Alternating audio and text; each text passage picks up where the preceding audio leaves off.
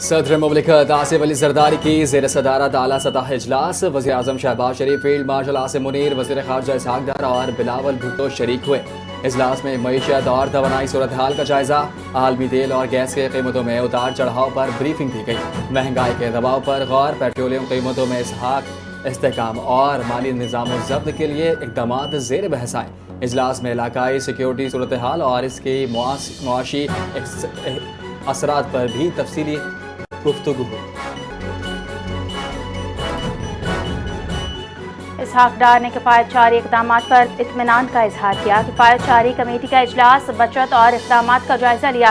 مالیاتی نظم و ضبط برقرار رکھنے اور غیر ضروری اخراجات کم کرنے پر زور دیا گیا۔ وزارتوں اور محکموں کو مانیٹرنگ کا نظام مزید سخت کرنے کی ہدایت۔ اجلاس میں وزیر خزانہ، وزیر پیٹرولیم، وزیر آئی ٹی، وزیر اقتصادی امور اور وزیر اطلاعات شریک۔ وفاقی سیکریٹریز، صوبوں کے چیف سیکریٹریز اور دیگر سینئر حکام بھی موجود تھے۔ ملائیشیا کے وزیر اعظم انور ابراہیم کا پاکستان ہم منصب شہباز شریف سے ٹیلی فونک رابطہ، دونوں رہنماؤں کا عید الفطر کی مبارکباد اور امت کے اتحاد کے نیک خواہشات کا اظہار۔ شہباز شریف کا مشرق وسطی میں کشیدگی کم کرنے کے لیے ملائیشیا کی حمایت پر شکریہ۔ وزیر اعظم پاکستان نے امریکہ اور ایران سے متعلق سفارتی کوششوں پر بریفنگ دی۔ پاکستان کا خطے میں امن اور کشیدگی کے خاتمے کے لیے کردار جاری رکھنے کا عزم۔ مشرق وسطی امن مذاکرات سے متعلق غیر ضروری قیاس آرائیاں کی جا رہی ہیں۔ مشرق وسطی تنازع امن مذاکرات کے حوالے سے میڈیا میں غیر ضروری قیاس آرائیاں کی جا رہی ہیں۔ نائب وزیر اعظم اور وزیر خارجہ اسحاق ڈار کا ایکس پر پیغام، کہا حقیقت میں امریکہ اور ایران کے درمیان بالواسطہ مذاکرات پاکستان کے ذریعے پیغامات کے تبادلے سے جاری ہیں۔ لکھا اس تناظر میں امریکہ نے 15 نکات شیئر کیے ہیں جن پر ایران غور کر رہا ہے۔ برادر ممالک ترکی اور مصر سمیت دیگر بھی اس اقدام میں اپنی حمایت فراہم کر رہے ہیں۔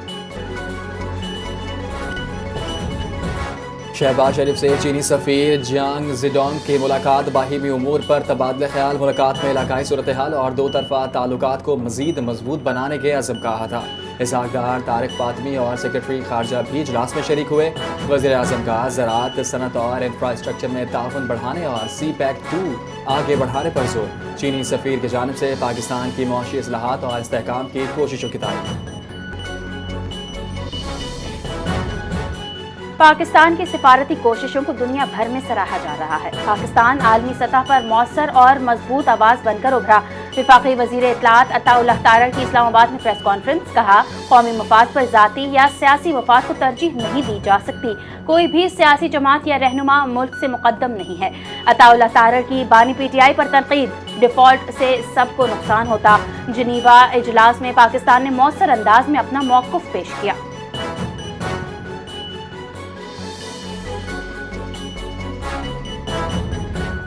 ایران مذاکرات چاہتا ہے مگر قیادت عوام کے رد عمل سے خوفزدہ ہے۔ ڈونلڈ ٹرمپ نے دعویٰ کیا کہ ایرانی قیادت ڈیل کا اعلان کرے تو اپنی ہی عوام کے ہاتھوں مارے جانے کا خطرہ ہے۔ امریکی صدر نے کہا کہ ایران کو امریکہ کے رد عمل کا بھی شدید خدشہ لاحق ہے۔ ایران بے تابی سے معاہدہ چاہتا ہے مگر کھل کر بات نہیں کر رہا۔ دنیا میں 8 جنگیں رکوا چکے، ایک اور تنازع میں کامیابی کا دعویٰ بھی کر دیا۔ امریکہ اور اسرائیل نے ممکنہ امن مذاکرات، 2 سینئر ایرانی عہدیداروں کو عارضی طور پر ٹارگٹ لسٹ سے ہٹا دیا گیا۔ محمد باقر اور عباس عراقچی کا نام 4 سے 5 روز کے لیے فہرست سے نکالنے کا انکشاف ہوا۔ اقدام صدر ڈونلڈ ٹرمپ کی جنگ بندی اور اعلیٰ سطح مذاکرات کی کوششوں کا حصہ قرار۔ ترکی، پاکستان اور مصر کی ثالثی، امریکہ اور ایران کو فوری مذاکرات پر آمادہ کرنے کی کوشش۔ جنگ بندی کے بعد باضابطہ مذاکرات کا امکان، سفارتی سرگرمیاں تیز۔ ایرانی پاسداران انقلاب نے آپریشن وعدہ صادق کی 82ویں لہر کا آغاز کر دیا۔ ایران نے مشرق وسطی میں کشیدگی کے دوران اسرائیل پر میزائل حملہ کیا۔ ایرانی میزائلوں نے صحیفیوں علاقوں میں تباہی مچا دی، کئی گاڑیوں اور گھروں کو نقصان پہنچا۔ تل ابیب میں سائرن بج اٹھے، حیفا اور مقبوضہ بیت المقدس میں دھماکوں کی آوازیں۔ ایران نے امریکہ کے 4 فوجی اڈوں اور تنصیبات کو نشانہ بنایا۔ ایران نے دشمن کے F-18 طیارے کو بھی مار گرانے کا دعویٰ کیا۔ ابوظہبی میں ملبے سے 2 ہلاک اور 3 زخمی افراد نکال لیے گئے۔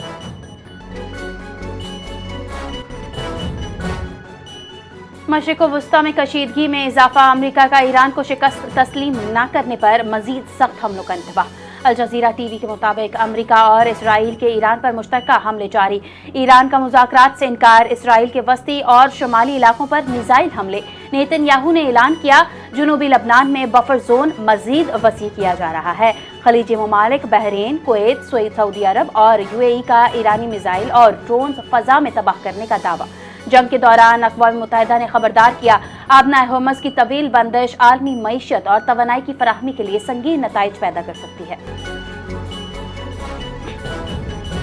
मौजूदा जंग में ईरान हावी नजर आता है। डोनाल्ड ट्रंप ने पहले हमले के मकासद हासिल नहीं किए। बरतानवी खुफिया एजेंसी MI6 के साबिक सरबराह एलेक्स ने कहा है कि ईरान पिछले साल जून की जंग के बाद अपने हथियार पूरे मुल्क में फैलाए, फौजी कान में नीचे तक मुंतकिल किया। एलेक्स ने ईरान के इस इक़दाम को मौसर और कामयाब करार दिया। ईरान ने आबनाए होर्मुज़ के इक़्तिसादी अहमियत को भी मद्देनजर रखा। बरतानवी अखबार ने दावा किया है कि रूस ईरान को ड्रोन्स, दवाएं और खुराक फराहम कर रहा है। रूस ने मार्च में ईरान को ड्रोन्स, सैटेलाइट इमेजिंग और इंटेलिजेंस मदद देना शुरू की। तेहरान ने रूस में मजीद जदीद फ़ज़ाई दिफाई सलाहियतें मांगी। S-400 के लिए दरख्वास्त मुस्तरद कर दी गई। क्रेमलिन ने दावा किया कि अफवाहों को करार दिया गया और ईरानी क़यादत से बातचीत जारी रखने का कहा। सीनियर मगरबी ओहदेदार ने कहा, रूस ईरानी हुकूमत के वसी तर सियासी इस्तेहकाम को बेयकीनी बना रहा है। ईरानी सिक्योरिटी फोर्सेस ने अमेरिका और इसराइल के लिए जासूसी के इल्ज़ाम में 39 मुल्ज़िमान को गिरफ्तार कर लिया। कार्रवाई दारुल हुकूमत तेहरान में खुफिया इदारों ने की। हुकाम के मुताबिक 27 गिरफ्तार अफराद का ताल्लुक 2 मुबैना दहशत गर्द गिरोह से है।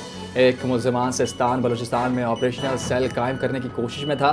मुल्ज़िमान के कब्जे से धमाका खेज मवाद, असला और स्टार लिंक डिवाइस बरामद होने का दावा किया है। डोनाल्ड ट्रंप ने चीन के दौरे की नई तारीख का ऐलान कर दिया। ट्रंप 14 और 15 मई को बीजिंग में शी जिनपिंग से मुलाकात करेंगे। अमरीकी सदर ने कहा, दौरे के बाद चीनी सदर को वाशिंगटन के बाहमी दौरे की दावत दी जाएगी। ट्रंप ने इस मुलाकात को तारीखी और यादगार करार देते हुए जोशो खरोश का इजहार किया। अमरीकी वफूद दोनों ममालिक के दरमियान अहम दौरों की तैयारियों में मसरूफ हैं। चीन के सफारत खाने ने रद्द अमल में कहा, दौरे से मुतालिक फिलहाल कोई इजाफी मालूमात दस्तयाब नहीं। ऑपरेशन ग़ज़ब-उल-हक़ जारी है। ईद के मौके पर बिरादर ममालिक की दरख्वास्त पर वक्फा आया। नताइज के हुसूल तक ऑपरेशन जारी रहेगा।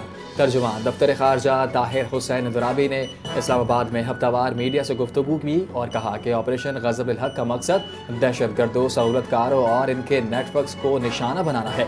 जब तक अफ़गान हुकूमत दहशत गर्दों की पुश्तपनाही ख़त्म नहीं करती, ये ऑपरेशन जारी रहेगा। बोले, मशरिक़ वस्ता में फॉल्स फ्लैग ऑपरेशन खारिज अज़ इम्कान करार नहीं दिया जा सकता।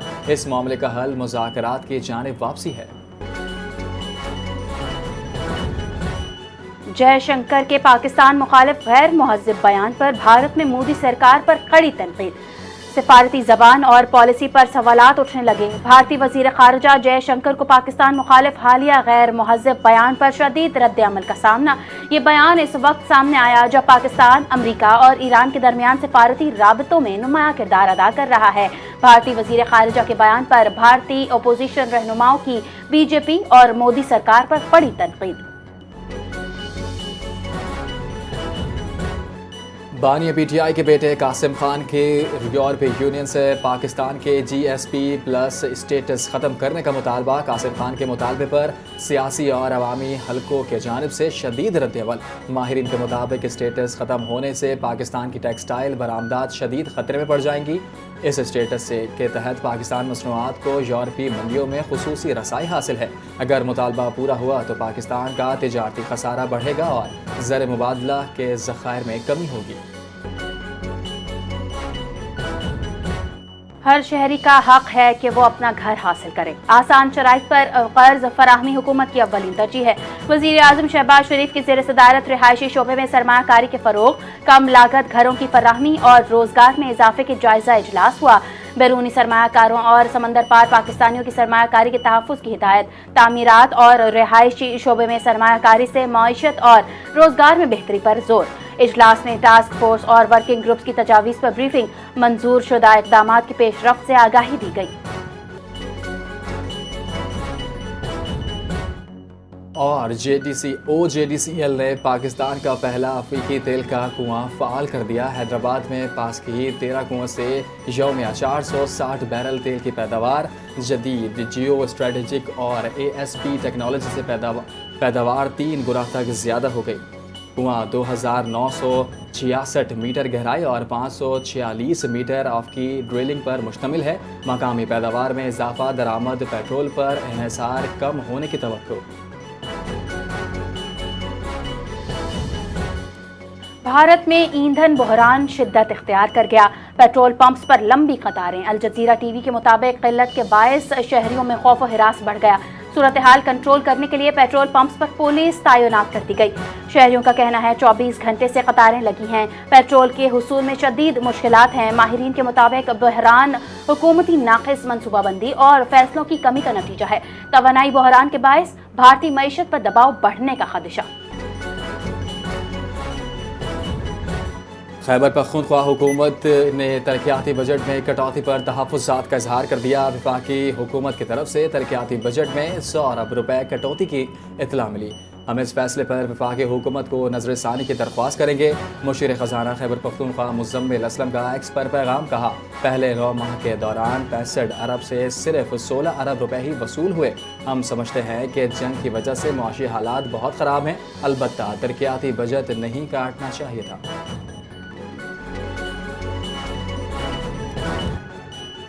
خلیجی ممالک میں کشیدگی کے باعث جماعت اسلامی نے سرکاری مراعات اور حکومتی اخراجات کو کم کرنے کا مطالبہ کر دیا۔ علامتی اور نمائشی حکومتی اقدامات سے عوام کو ریلیف نہیں ملا۔ مریم نواز کا لگژری جہاز بیچ کر پیسے قومی خزانے میں جمع کروائے جائیں۔ امیر جماعت اسلامی پاکستان حافظ نعیم الرحمان کا بیان، کہا پاکستان حکومت پنجاب کے وزراء اور بیوروکریٹ کے لیے نئی گاڑیوں کی پروکیورمنٹ روکی جائے۔ فری بجلی، فری پیٹرول ختم کرنے جیسے اقدامات سے معیشت پر اچھا اثر ہوگا۔ 28 دن کا سٹاک ہونے کے باوجود پیٹرول 55 روپے مہنگا کرنا سمجھ سے باہر ہے۔ الیکشن کمیشن نے سینٹ کے رکن مراد سعید کو نااہل قرار دے دیا۔ خیبر پختونخوا سے سینٹ سے نشست خالی قرار۔ الیکشن کمیشن کے مطابق انسداد دہشت گردی عدالت کے فیصلے کی بنیاد پر نااہلی کا فیصلہ کیا گیا۔ مراد سعید کو 10 سال کی قید سزا سنائی گئی۔ آرٹیکل 63(1)H کے تحت مراد سعید کو نااہل قرار دیا گیا، جس کے بعد الیکشن کمیشن نے خیبر پختونخوا سے سینٹ کی نشست خالی قرار دی تھی۔ مراد سعید خیبر پختونخوا سے 2025 میں سینیٹر منتخب ہوئے تھے۔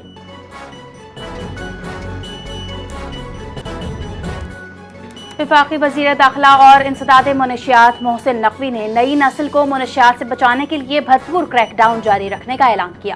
محسن نقوی نے anti narcotics force head quarter کا دورہ کیا، زیر تعمیر national counter narcotics coordination centre کا معائنہ کیا، جس میں ANF کی کارکردگی، افعال اور آپریشنز پر بریفنگ دی گئی۔ منشیات کے جرائم میں سزا کی شرح 82%، 22 ملکی اور 9 غیر ملکی ڈرگ ٹریفک آرگنائزیشنز توڑ دی گئیں۔ ANF کے بحال ہی میں شہید ہونے والے 6 اہلکاروں کے لیے دعائیں۔ ملازمین کی فلاح و بہبود کے لیے فاؤنڈیشن کا اصولی قیام۔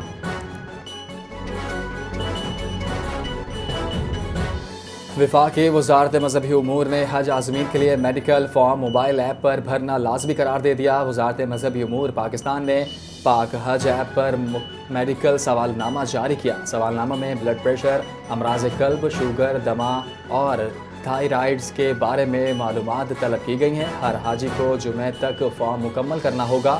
پاک حج موبائل ایپ میں ویزا پرنٹ کرنے کا لنک بھی شامل ہے۔